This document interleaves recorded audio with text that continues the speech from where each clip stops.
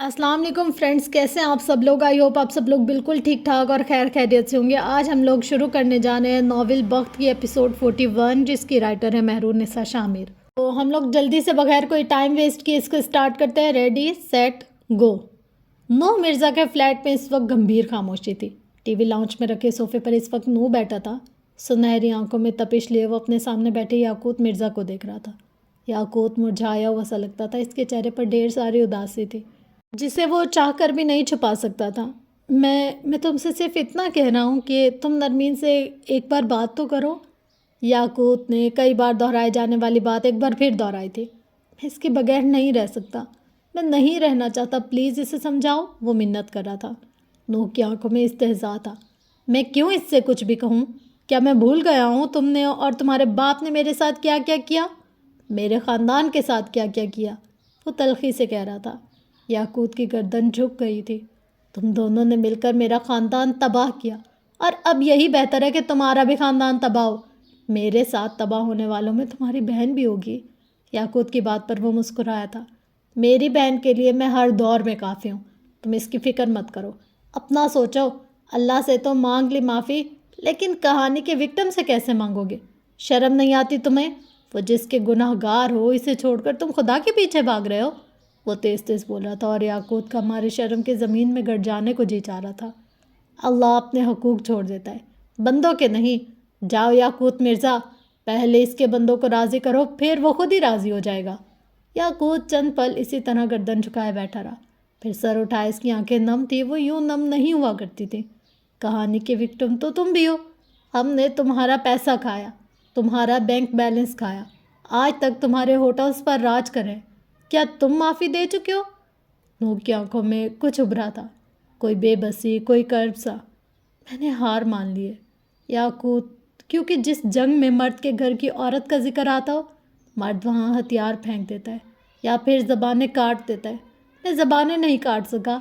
तुम लोग मुझसे ऊंचे थे, मैंने हथियार डाल दिए क्योंकि मैं यही कर सकता था। याकूत खामोशी से इसे तके गया, फिर उठ खड़ा हुआ। तुम ठीक कहते हो, खुदा से पहले इसके बंदों के हक़ देने चाहिए। मैं कोशिश करूँगा तुम्हारे हक़ में कोताही ना हो। वो बोलकर रुका नहीं, लंबे लंबे ढक भरता बाहर निकल गया। पीछे नूह मिर्ज़ा ने तलखी से सर झटका था। इसे अब नहीं था यकीन इन बाप बेटे के वादों पर। अब इसे घुटनज़दा माहौल से निकलकर हम वापस इसी सड़क पर जाएंगे जहाँ हाले सुल्तान उमर हयात के साथ रोड के किनारे बैठी थी। बाल समेटकर आगे को किए, चेहरे पर ढेर सारी चमक लिए वो उमर को कुछ बता रही थी। इनके सामने वही 2 मंजिला केक रखा था जो हारून के लिए लेकर जाना था, लेकिन बकौल हाल है कि इन दोनों की बर्थडे लोगों की वजह से ख़राब हुई है। सो आज इनकी बर्थडे केक की पहली मंजिल का हिस्सा आधा खाया जा चुका था। हाले के हाथ केक से लथड़े हुए थे। उमर गर्दन ढलकाए से देख रहा था। अच्छा एक बात बताओ, अगर मैं तुम्हें इतना ही पसंद था तो तुमने मेरे प्रपोज़ल को ना क्यों कहा? उमर इसे दिलचस्पी से देखते हुए पूछ रहा था। हाले के केक मुंह तक ले जाता हाथ रुका। इसकी आंखों में कुछ उदास सा डर आया था। मैं समझ नहीं पाई थी उमर, वो बोली तो इसकी आवाज़ बेहद हल्की थी। जब मुझे अंदाज़ा हुआ तुम सही आदमी हो, तब तक बहुत देर हो चुकी थी। मेरी शादी तय हो चुकी थी। छोड़ो ना पुरानी बातें, अब तो हम साथ हैं ना। आले ने हाथ जलाया, उमर ने इस बात में सर हिलाया। वैसे तुमने इस रात मुझे अपना शौहर कहा था ना, मुझे याद है। हाँ, तुम तो बेहोश नहीं थे। हाले ने मुंह पर हाथ रख लिया। उमर ने नफ़े में सर हिलाया। मैं आपकी बात सुनकर बेहोश हुआ था। खुशी से? वो इश्तियाक से बोली। मैं सदमे से बेहोश हुआ था मादाम, वो कुछ जताकर बोला था। हाले ने ढेर सारा गुस्सा अंदर दबाया था। क्या तुम कभी कोई अच्छी बात मुंह से नहीं निकाल सकते? कभी मेरी तारीफ़ करो, कभी मुझसे प्यारी प्यारी बातें करो, कि ये नहीं होता तुमसे?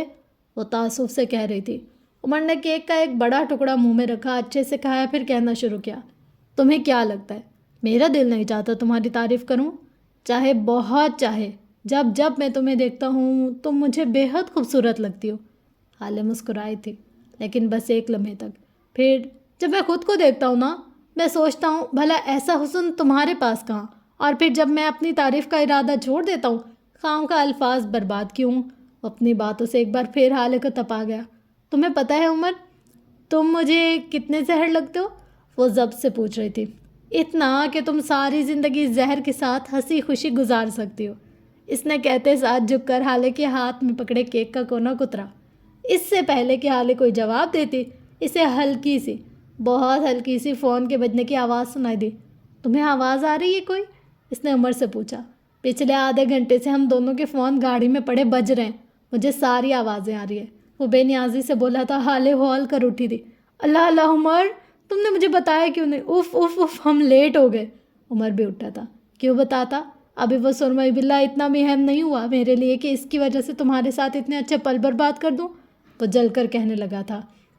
وہ دونوں اب گاڑی کی طرف جا رہے تھے۔ ویسے میں نے تمہارا پرپوزل قبول کر لیا، لیکن یہ مت سمجھنا کہ میں گھر کے کپڑے دھوں گا، عمر نے یاد دہانی کروائی۔ اور تم یہ بھی مت سمجھنا کہ میں اپنا سر نیم چینج کر لوں گی، اس کی کوئی ضرورت نہیں ہے، بلکہ ضرورت پڑی تو میں اپنا نام عمر سلطان رکھ لوں گا، وہ شان بے نیازی سے کہتے ہوئے گاڑی کا دروازہ کھول کر اندر بیٹھا تھا۔ حالے اب اس سے کچھ کہہ رہی تھی، وہ پھر کوئی جلا دینے والا جواب دے رہا تھا۔ گاڑی اپنی منزل کی جانب بڑھ رہی تھی، لیکن اگر تم چاند کی ہلکی سی روشنی میں سڑک پر نظر دوڑاؤ تو طلاق کے کاغذات مڑے توڑے سے نظر آئیں گے۔ ایک مضبوط تعلق میں کسی تیسرے کی اوقات یہی ہونی چاہیے۔ بینس بلاسم پہ ہارون اور حسن کی سالگرہ کا کیک کاٹ لیا گیا تھا۔ اب کھانے کا دور چل رہا تھا۔ لمبی میز پر سارے لوگ اکٹھے ہو رکھے تھے، سب کے چہرے خوش تھے، دمک رہے تھے۔ عمر حالے کے ساتھ والی کرسی پر بیٹھا تھا۔ حسینہ بیگم بار بار حالے کو اشارہ کر رہی تھی کہ شوہر کی پلیٹ میں کچھ ڈالے۔ یہ دیسی ماں جن کو آج بھی لگتا ہے کہ مردوں کے دل کا راستہ پیٹ سے ہو کر گزرتا ہے۔ حالے کے دائیں طرف مہرمہ بیٹھی تھی، جو بار بار اس کی انگلی میں پہنی کی چین کی رنگ دیکھ رہی تھی۔ اسے اچھی طرح یاد تھا یہاں سے جانے سے پہلے اس کے ہاتھ میں یہ نہیں تھی۔ کیا عمر نے تمہیں پرپوز کیا ہے؟ بالآخر وہ اس کے کان کے قریب جھک کر پوچھ بیٹھے۔ عمر بظاہر تو لاپرواہ تھا، لیکن اس کے کان اسی طرف ہی لگے تھے۔ بہر کی بات پر حالے کا چہرہ ایک بار پھر روشن ہوا۔ میں نے عمر کو پرپوز کیا بجو، وہ اسی طرح ہلکی آواز میں بولی تھی۔ لیکن اصولاً تو اسے پرپوز کرنا چاہیے تھا، ہے نا؟ حالے نے اپنا ہاتھ کھانے سے روکا۔ مجھے نہیں لگتا کسی کو یہ بتانے میں کہ آپ اس سے محبت کرتے ہیں۔ آپ کا لڑکا ہونا ضروری ہے۔ محبت ہے تو پھر جینڈر کی کیسی تقسیم؟ وہ سادگی سے کہہ کر دوبارہ کھانا کھانے لگے۔ ان دونوں کو یہاں چھوڑ کر میز کی دوسری طرف ہارون اور لیل کی جانب آؤ تو ان کے درمیان بھی اس طرح ہلکی پھلکی گفتگو ہو رہی تھی۔ ویسے میں نے سنا ہے کہ میں تمہارے پپا کو بہو کی صورت بہت پسند آ گئی ہوں، وہ اپنی بڑی بڑی آنکھیں ہارون کے چہرے پر ٹکایا پوچھ رہی تھی۔ ہارون بری طرح بدمزہ ہوا تھا۔ لیل کہے گئی، سوچو ہارون، کتنا مزہ آئے گا جب تمہارے پپا میرے پاس آتے اور کہتے، بیٹا اب میں اپنے پھول سے بچے کو تمہارے حوالے کر رہا ہوں، اسے زندگی کی طرف لانا تمہارا کام ہے بیٹا، میرے ہارون کے دل میں اپنی محبت ڈال دو۔ کتنا فلمی سین ہوتا، وہ مزے سے کہہ رہی تھی، جبکہ ہارون کو نہ جانے کیوں شرمندگی ہوئے جا رہی تھی۔ تم اپنا منہ بند نہیں رکھ سکتی؟ سوچ لو، گھر نہیں چھوڑ کر آؤں گا، اس نے دھمکی دی، جبکہ لیل اس کے چہرے کو دیکھ کر اور ہی زیادہ خوش ہوئی تھی۔ نہ کرو، تم شرما رہے ہو۔ ہارون شاہد، تم شرما رہے ہو۔ بس اب فائنل ہو گیا، بھیجو اپنے پپا کو، میں تمہاری زندگی میں رنگ بھرنے کو تیار ہوں، تمہارے لیے تو میں الفا کو بھی بھولنے کے لیے تیار ہوں۔ وہ کس خوش دلی سے آفر کر رہی تھی، ہارون کی گردن مزید جھک گئی۔ تم مجھ سے فلرٹ کر رہی ہو، باز آ جاؤ، وہ بے حد ہلکی آواز میں بولا۔ لیل کا دل چاہ کہہ کے لگا کر ہنسے۔ پھر کیا کرو گے؟ ٹویٹر پر می ٹو کا ہیش ٹیگ لگاؤ گے؟ وہ معصومیت سے پوچھ رہی تھی، اب کہ ہارون کا ضبط جواب دے گیا۔ اس نے گردن موڑ کر اسے دیکھا تھا۔ میں تمہارے اس حسین چہرے کو پینٹ کروں گا، اور وہ انتہائی غصے سے، پھر میں اسی پینٹنگ کی تصویر لے کر اپنے انسٹاگرام پر لگاؤں گا، تمہیں ٹیگ کر کے۔ اب بتاؤ، میرا رشتہ قبول ہے؟ ریجیکٹڈ؟ ہے ہی کیا تمہارے پاس سوائے پیسے کے؟ وہ ایک شان بے نیازی سے بولی تھی۔ ہارون دوبارہ سے اپنا کھانا کھانے لگا، البتہ اس کی نظریں بار بار حالے کی انگلی کی طرف ضرور جاتی تھی۔ وہ گاڑی میں رکھا کھایا کیک بھی دیکھ چکا تھا، دل جیسے بند ہوا تھا۔ لیکن کچھ لوگ ہوتے ہیں جو باتیں پوچھ کر خود کو بے وقار ظاہر نہیں کرتے، لیکن ہوتے تو وہ لوگ ہیں ہی، ہے نا؟ دل تو ان کے بھی ہوتے ہیں۔ اسی میز پر ذرا ہارون اور لیل کی کرسیوں سے دور کرسیاں چھوڑ کر حسن سلطان بیٹھا تھا۔ آج 17 سال کا ہو گیا تھا، کچھ بڑا بڑا لگنے لگا تھا، اور اس کے ساتھ گھنگریالے بالوں والی نورے بیٹھی تھی۔ حسن کو نہ جانے کیوں اس کے ساتھ بیٹھ کر ہی خوشی ہو رہی تھی۔ آپ کچھ لے نا، وہ نورے کو مخاطب کر رہا تھا، وہ بھی معصومیت سے اسے دیکھ رہی تھی۔ لینا تو میں چاہتی ہوں، لیکن تم بتاؤ کیا وہ مان جائے گا؟ مجھے اس کا نمبر چاہیے۔ وہ حسن کے کان کے قریب جھکی تھی۔ حسن کو چھوٹا سا ہارٹ اٹیک آیا تھا۔ کس کی بات کر رہی ہیں؟ وہ بدقت ہی بول پایا تھا۔ نورے نے ہارون کی جانب کی نکھیوں سے اشارہ کیا تھا۔ یہ ہینڈسم پینٹر، اف، تمہیں نہیں پتا یہ میرا کرش ہے، بس ایک بار مجھے اس کا نمبر مل جائے، وہ ہارون کو دیکھتے ہوئے کہہ رہی تھی، جبکہ حسن کا دل کرچی کرچی ہوا تھا۔ کیا تم مجھے اس کا نمبر لا کر دے سکتے ہو؟ اب کہ وہ حسن کی جانب مڑی تھی۔ میں اپنی 2 گھنٹے کی محبت کو اپنے ہاتھوں سے کسی نامحرم کا نمبر لا کر نہیں دے سکتا، معذرت، لیکن اتنا بے غیرت تو نہیں ہوا ہوں ابھی، وہ دانت کچکچاتے ہوئے بولا۔ نورے تو ہیں کرتی رہ گئی، جبکہ حسن ایک بار پھر اپنے کھانے کی طرف متوجہ ہو گیا تھا۔ لو جی، ایک بار پھر دل ٹوٹ گیا۔ رات گہری ہو کر سلطان منزل پر اتر آئی تھی۔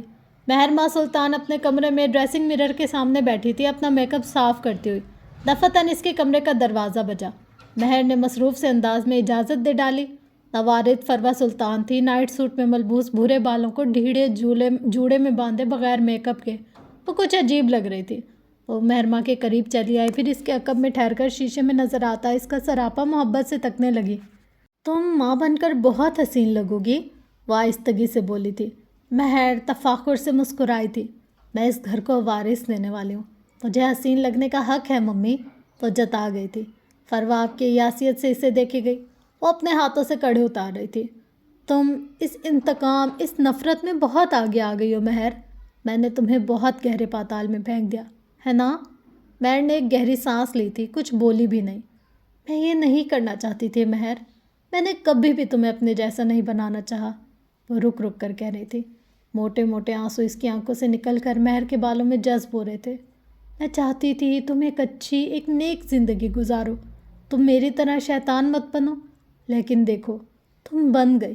مہر نے لب بھینچ لیے تھے۔ فروا کہے گی، میں تمہارے ساتھ رہوں گی مہر، سائے کی طرح، فرشتوں کی طرح، گناہوں کی طرح، میں نے کہا تھا نا۔ مہر نے اس بات میں سر ہلا دیا۔ اب فرشتے بننے کا وقت آ گیا ہے، میں اب تمہارے دائیں کندھے والا فرشتہ ہوں جو تمہاری نیکیاں لکھے گا، بلکہ میں اس سے بھی اعلیٰ ہوں، میں تم سے نیکیاں کرواؤں گی، جب تم کوئی غلط کام، کوئی گناہ کرو گی، میں اسے نیکی میں بدل دوں گی، کیونکہ میں تمہارا فرشتہ ہوں۔ مہرماں نے گردن موڑ کر ان کو دیکھا، اس کی آنکھوں میں کچھ عجیب سا تھا۔ آپ کو کیا لگتا ہے مجھے شیطان بنانے والی آپ تھی؟ مجھے برا آپ نے بنایا؟ فروا اسے دیکھتی رہی۔ مہر نے نفی میں سر ہلایا۔ میں شروع سے ہی ایسی تھی ممی، بس تب میرے اوپر کچھ پردے تھے، مجھے لگتا تھا میں نیک بن سکتی ہوں، لیکن اب بس میں تھک گئی ہوں۔ میرا اصل قبول کرنا میرے لیے کوئی بڑا مسئلہ نہیں تھا، اور اب میں اسے قبول کر چکی ہوں، میں خوش ہوں، ٹھیک ہوں، آپ میری فکر نہ کریں۔ وہ فروا کے دونوں ہاتھوں کو تھام کر بولی تھی۔ فروا مسکرا بھی نہ سکی، اس کی آنکھوں میں اب بھی وحشت تھی۔ تم نے حالے کا اپائنٹمنٹ لیا ہے، تم اس کے ساتھ ایسا نہیں کر سکتی۔ مہر لوٹ آؤ، اندھیرے آگے بہت تاریک ہے، اور سیاہ بھی، اس سے آگے جاؤ گی تو کھو جاؤ گی، میں تمہیں اس سے زیادہ آگے نہیں جانے دے سکتی۔ حالے کی شادی کو توڑنے کی ضد چھوڑ دو، عمر حیات مر کر بھی اس پر گیو اپ نہیں کرے گا۔ تم حالے کو جینے کیوں نہیں دیتی؟ بہن جیسی ہے وہ تمہاری، وہ بے بسی اور منت سے کہہ رہی تھی۔ مہر نے سر جھٹکا۔ اس شادی کو توڑوانے کی کوشش میں چھوڑ چکی ہوں، آپ کو کیا لگتا ہے میں حالے کی دشمن ہوں؟ مہر تندہی سے پوچھ رہی تھی۔ نہیں ممی، عورت کی دشمن، یہ کہانیاں اب نہیں بکتی، حالے تو بس ایک مہرہ ہے، اصل دشمنی میری عمر سے۔ عمر سے؟ فروا نے بے یقینی سے دوہرایا تھا۔ ہاں عمر سے۔ آپ کو نہیں لگتا میں شادی والی رات حالے اور ہارون کی تصاویر پلان کر سکتی تھی؟ میں ان دونوں کو اتنا بدنام کر سکتی تھی کہ سفیر تو کیا خود ہارون بھی حالے سے شادی نہ کرتا، لیکن میں نے نہیں کیا، کیونکہ مجھے حالے سے نہیں عمر سے مسئلہ ہے۔ عمر نے تمہارا کیا بگاڑا؟ فروا اب بھی بے یقین تھی۔ اس نے نہیں بگاڑا، لیکن حالے کی شادی سے کچھ دن پہلے میں جان گئی تھی مہراج بابا اسے سلطان منزل لا رہے ہیں، وہ اسے ابا سے ملوا رہے ہیں، اور عمر کی سچائی سب کو بتا دینا چاہتے تھے۔ کیا میں ایسا ہونے دے سکتی تھی؟ اس نے مکروہ آنکھیں فروا کے چہرے پر گاڑ دیں۔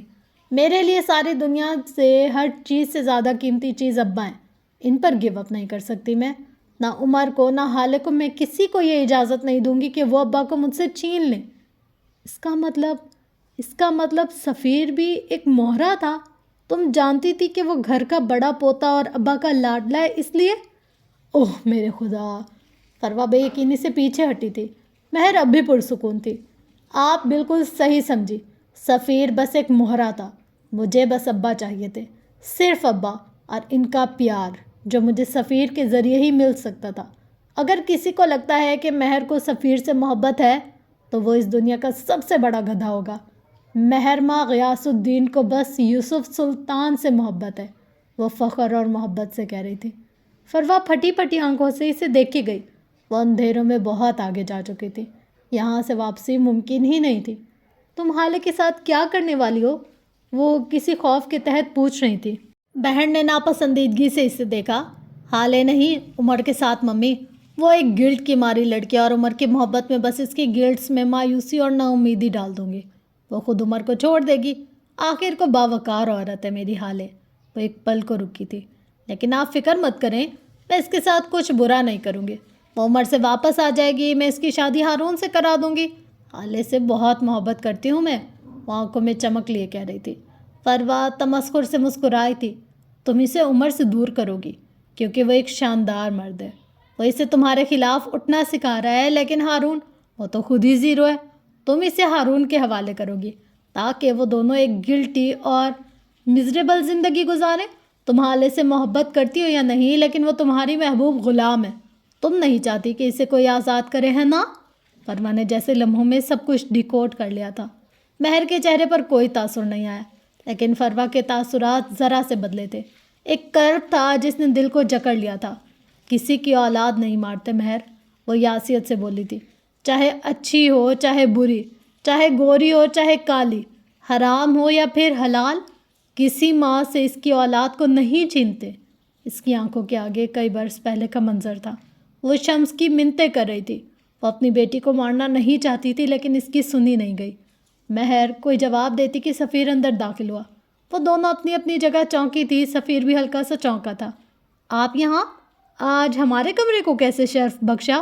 وہ مسکراتے ہوئے آگے آیا، فروا کے قریب رک کر اس کا کندھا چوما۔ وہ اس کے بالوں پر ہاتھ پھیر گئی۔ اسی پہر، اسی لمحے وہ فیصلہ کر چکی تھی کہ اب اسے واقعی فرشتہ بننا تھا۔ وہ مہر کو کسی کی اولاد چھیننے نہیں دے گی۔ اب وقت تھا کہ شیطان سے فرشتہ بنا جائے۔ ایک ماہ بعد، یہ ایک ماہ بغیر کسی بدمزگی کے گزر گیا تھا۔ مہرماں اور سفیر ملک میں نہیں تھے۔ ان دونوں نے اپنا ہانی مون پلان کیا تھا اور اب 2 دن پہلے ہی واپس آئے تھے۔ حال سلطان اور عمر حیات کی زندگی بھی نارمل ہونے لگی تھی۔ کس طرح کی نارمل، یہ سب آپ جانتے ہوں گے۔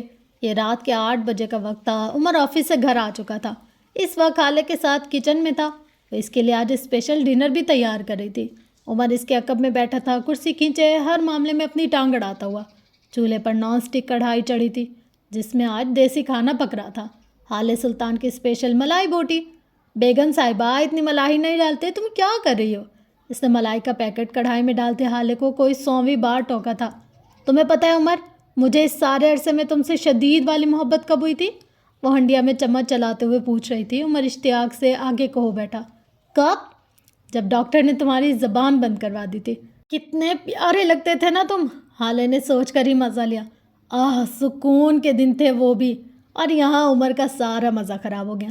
میری زندگی کے سب سے برے دن تھے۔ یہ سوچو جو انسان اپنی آواز سن کر جیتا مرتا ہو، اس کی آواز ہی بند کر دو، یہ کہاں کا انصاف ہوا؟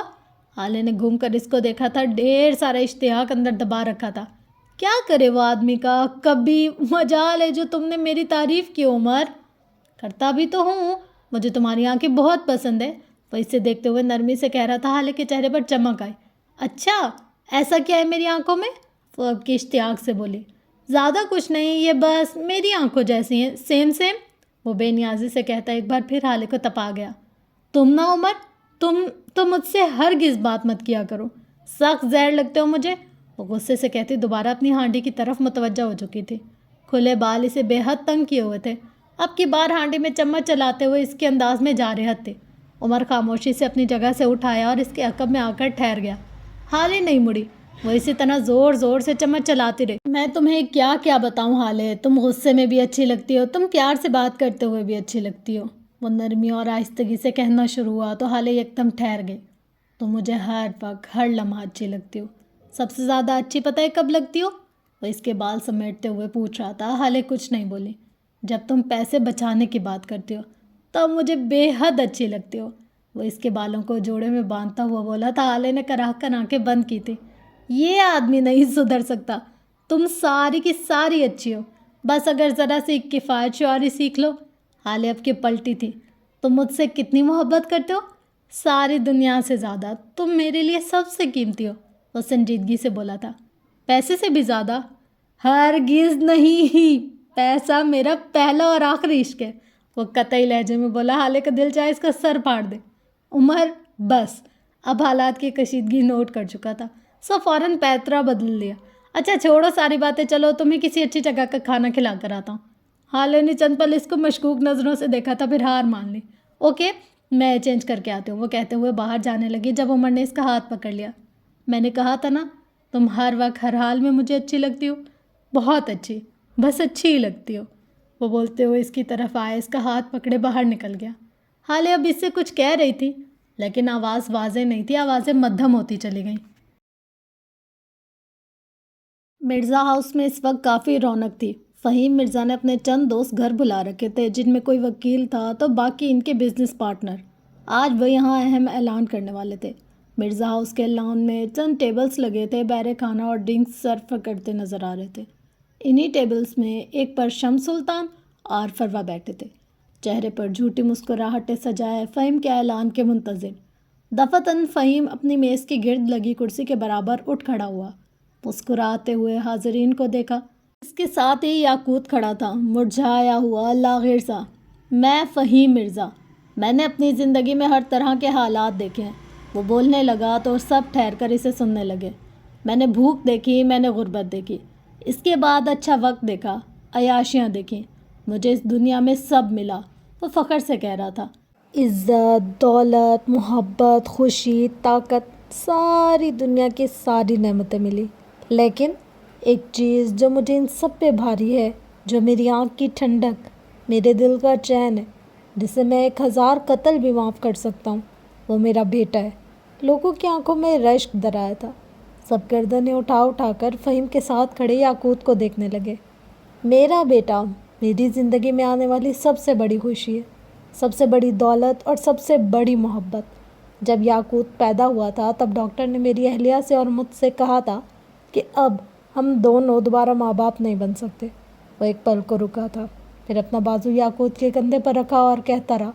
مجھے ایک پل کو لگا جیسے بہت برا ہوا ہے میرے ساتھ، لیکن پھر اگلے ہی پل جب میں نے یاقوت کو دیکھا تب میں نے ڈاکٹر سے کہا تھا کہ اس بچے کے بعد مجھے کسی اور کی ضرورت بھی نہیں، وہ گردن اٹھا کر تفاخر سے کہہ رہا تھا۔ اس کے انداز سے غرور کی بو آتی تھی۔ وہ چھوٹا سا بچہ آج بہت بڑا ہو گیا ہے، وہ میرے کندھے کو آنے لگا ہے، اور آج میں اس کی سالگرہ کے موقع پر اسے اپنا سارا بینک بیلنس، اپنی ساری جائیداد، اپنی زندگی کی ساری جمع پونجی اپنے بیٹے کے نام کر دی ہے۔ یک دم تالیاں پیٹی گئیں، سراہا گیا، مبارکباد دی گئی، لوگ اش اش کر اٹھے۔ یاقوت کسی روبوٹ کی مانند کھڑا تھا۔ فہیم اب بھی کہہ رہا تھا، میرا بیٹا اب سے سارے معاملات دیکھے گا، میرا بیٹا اب سے میری امپائر کا مالک ہوگا، بلکہ میرا بیٹا ہی کچھ عرصے بعد ہونے والی نیلامی میں اب ہیون پروجیکٹ خریدے گا، کیونکہ اس کے دل میں رحم ہے۔ ہم شمس سلطان کی مدد کریں گے کہ وہ بچوں کو اس برے ماحول سے نکال کر کسی اور اچھی جگہ لے جائے، جہاں یہ ڈرگز اور برائی نہ ہو۔ میرا بیٹا کہتا ہے کہ حسن اس پر تمام ہوا، میں آج کہتا ہوں ساری دنیا کی ساری محبتیں میرے بیٹے پر تمام ہوئیں، وہ محبت سے ایک بار پھر بولا تھا۔ یاقوت قدم گھٹ رہا تھا، وہ اتنا اچھا نہیں تھا جتنا اسے بتایا جا رہا تھا۔ لوگوں میں ہلچل سی مچ گئی، اب انہیں یاقوت مرزا سے تعلقات بڑھانے تھے۔ وہ اٹھ اٹھ کر اپنی جگہ سے آ رہے تھے، مبارکباد، کامیابی کی دعائیں۔ یاقوت کچھ نہیں سن رہا تھا، کچھ بھی نہیں دیکھ رہا تھا، اسے بس ذرا فاصلے پر بالکنی میں بیٹھی نرمین دکھ رہی تھی، وہ اسی کی آواز سے زخمی ہو رہا تھا۔ ایک ماں گزر گیا تھا، لیکن وہ اپنی بات سے ٹس سے مس نہ ہوئی۔ اگر وہ لڑکی نہیں تو یہ کامیابیاں، یہ مبارکباد، یہ سب بیکار ہی تو تھا۔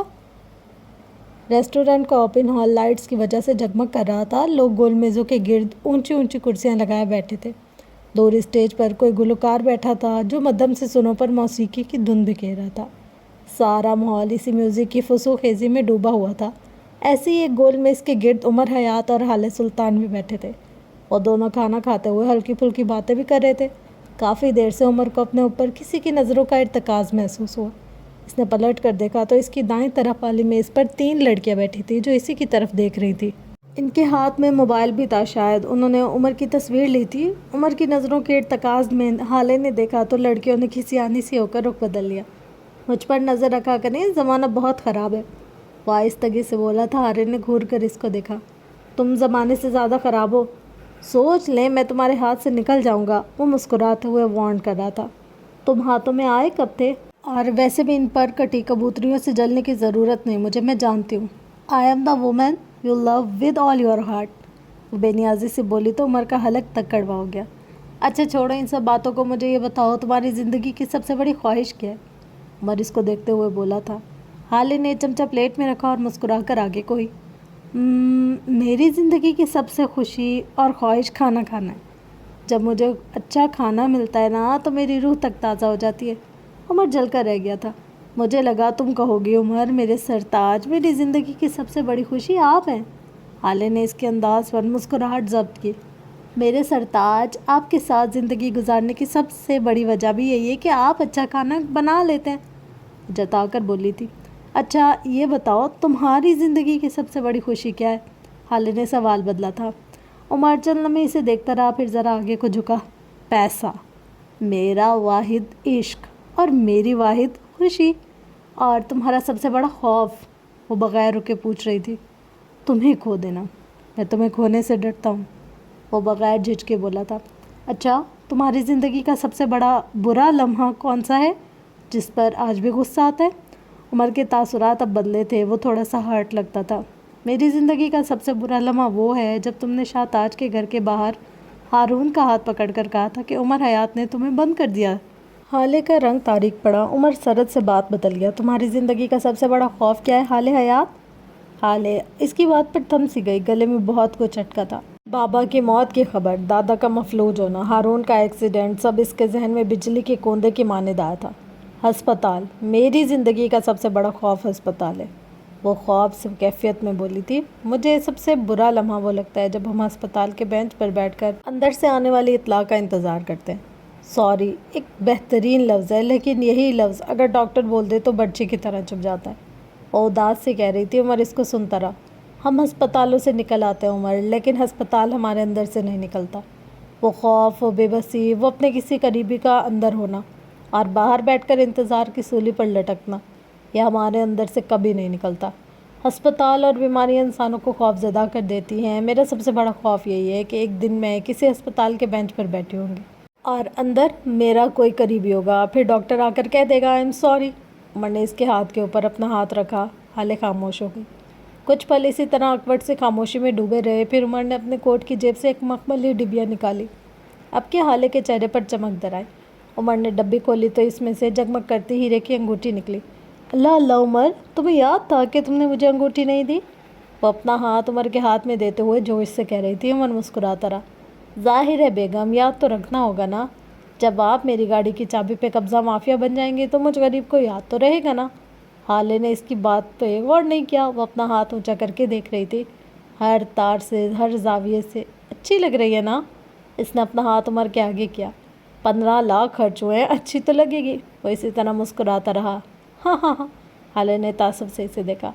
میں اس بات کے بدلے یہ جواب چاہتی تھی، پہلے اتنی اچھی نہیں لگتی تھی لیکن تمہارے ہاتھ میں لگ رہی ہے۔ کیا عمر، تم تو ذرا بھی رومانٹک نہیں ہو۔ جہاں میرے پیسے خرچ ہوتے ہیں نا وہاں رومانس نہیں، ہارٹ اٹیک آ جاتا ہے، وہ جتلا کر بولا تھا۔ حالے ابھی کچھ کہتی جب اس کی نظر سامنے سے آتی ہے خوش شکل عورت پر پڑی۔ وہ اپنے ساتھی عورت سے بات کرتی ہوئی اسی طرف آ رہی تھی۔